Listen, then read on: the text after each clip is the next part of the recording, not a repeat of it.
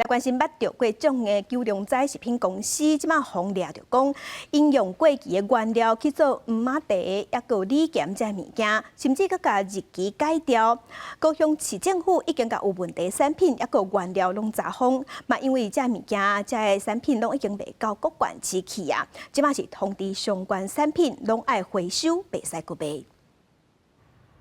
现场的早上爱都爱封存，这是高雄仔公司的生产区，互卫生人员发现过期的产品甲原料。一个枸杞糕过期5年，现种的葡萄、芳蜜柑仔过期1年到2年。业者机使用过期的原料生产梅仔汤、咸酸甜等等的四手仔，涉嫌改掉效期、犯事案法甲刑法伪造文书等罪嫌，互检方令20万交保，限制出海甲出境。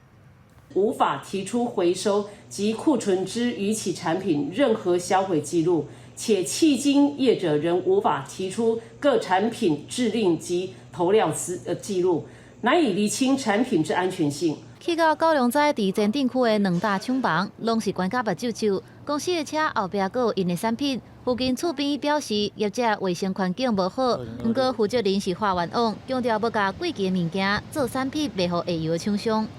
因为东西多，慢慢的丢弃，有时候一忙就把它囤在那边，那不叫过期，那个是没有在销售的商品。高雄仔捌摕到出奖行业金奖，甲消费者满意金品奖，不过公司作业环境无符合卫生规范，产品甲原料也无完整的来源，互卫生局要求暂停作业，甲停止卖物件到年底，通知全台湾21个县市，甲所有的产品落架。加工食品包括我们的蜜饯，只要过期的话，建议直接丢弃，不要吃。因为其实我们过期的蜜饯容易受到环境中的微生物的污染。 专家提醒讲，若食到过期的咸酸甜，恐惊增加食物中毒的风险。记者去到三凤中街、卖场等等的通路，已经无看到高粱仔的产品。业者强调，无违法，会照法律的手段来保卫因的权益。记者综合报道。